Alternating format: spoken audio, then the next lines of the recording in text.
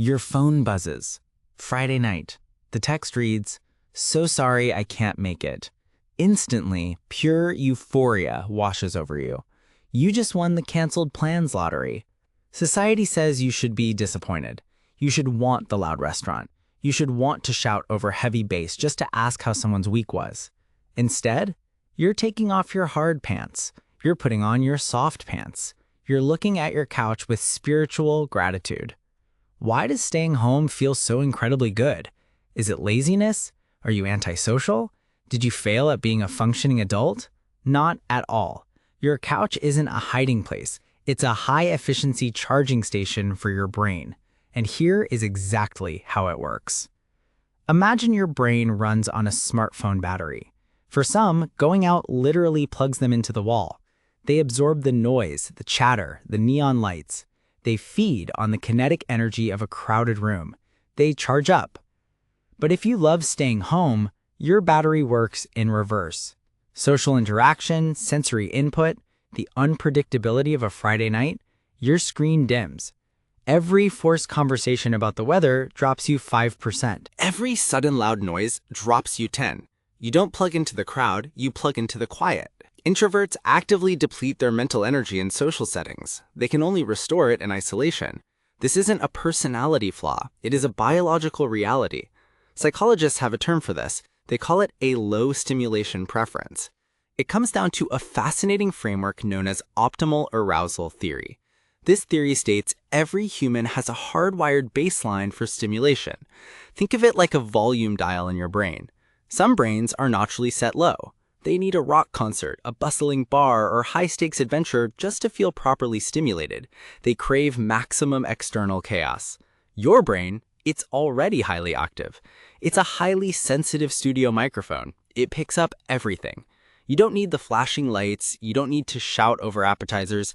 You have a low stimulation preference because your internal world is already incredibly loud, complex, and rich. Which brings us to your fortress of solitude. The outside world is inherently chaotic. It's unpredictable. Harsh lighting, sudden sirens, small talk with acquaintances. Navigating it requires a massive amount of cognitive filter. Your home is the exact opposite. You control the thermostat. You control the lighting. You control the exact volume of the TV. For individuals with high sensitivity, this environmental control isn't a luxury. It's a biological necessity. This controlled space actively kills stress. It strips away unpredictable variables. It tells your nervous system it's safe to power down the threat detection algorithms. You return to a calm, sustainable baseline. And when your nervous system is calm, magic happens. Let's look at the creative payoff. We picture the homebody mindlessly scrolling or staring at a wall. But science paints a very different picture. Research repeatedly correlates a preference for solitude with enhanced creativity. Strip away the external noise, and your brain finally does its best work. Without the distraction of performing for others, your mind wanders. Problem-solving skyrockets. Introspection deepens. You aren't just sitting there doing nothing. Your brain is actively connecting dots. It's processing the dense information of the week. It's doing the heavy cognitive lifting it simply cannot achieve while dodging crowds. But we do need to look at the check engine light. You must draw a clear line between restorative solitude and pathological isolation. Staying home to recharge, build creative energy, and rest? That is healthy. That is a superpower. But staying home because you are terrified of the outside world, because trauma or depression keeps you trapped, that is a different story. Restorative solitude feels like a warm blanket.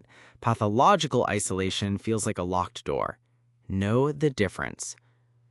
If you're just a classic homebody, it's time for a massive rebrand. Stop apologizing for how your brain works. You are not boring. You are not experiencing a social deficit. You are a master of mental energy management. Next time you get that text canceling your plans, do not feel a single ounce of guilt. Celebrate it. Embrace your low stimulation superpower. Protect your peace. Enjoy the glorious quiet of your own space. I want to hear from you. Drop a comment below with your absolute favorite guilt-free excuse for staying home. Let's normalize the joy of the canceled plan. Now, Go enjoy your couch.